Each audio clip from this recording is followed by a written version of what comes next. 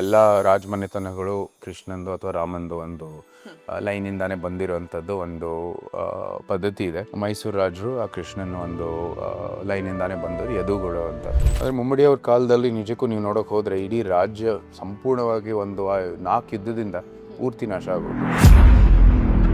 ಆಗಿನ ಕಾಲದಲ್ಲೇ ನಮ್ಮ ಮೈಸೂರಿನ ಮಹಾರಾಣಿಯರು ಎಂತೆಂಥ ಕೊಡುಗೆಗಳನ್ನು ಕೊಟ್ಟಿದ್ದಾರೆ. ಅವ್ರು ಮಾಡಿರುವಂಥ ಸಾಧನೆಗಳು ಅಪಾರವಾದಂಥದ್ದು.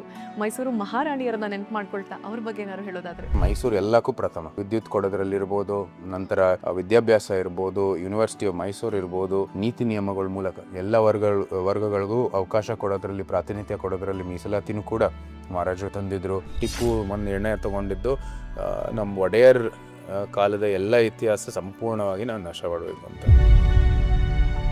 ಲಿಂಗಾಜಮಣ್ಣಿ ಅವರು ನಿಜಕ್ಕೆ ಭಾಳ ದೊಡ್ಡ ಕೊಡುಗೆ ಅಂದರೆ ಇವತ್ತು ಶ್ರೀಕಂಠೇಶ್ವರ ಸ್ವಾಮಿಯ ರಾಜಗೋಪುರ ಅವರೇ ನಿರ್ಮಾಣ ಮಾಡಿದ್ದು. ಅಲ್ವೇ ನಮ್ಮನ ಶಾಪ ನಿಜ ಅಂತ ಕೆಲವ್ರು ಹೇಳ್ತಾರೆ, ಇಲ್ಲ ಅದೊಂದು ರೂರಲ್ ಕತೆ ಅಂತ ಹೇಳ್ತಾರೆ. ತಾವಿದ್ರ ಬಗ್ಗೆ ಏನು ಹೇಳ್ತೀರಿ ಅಂತ?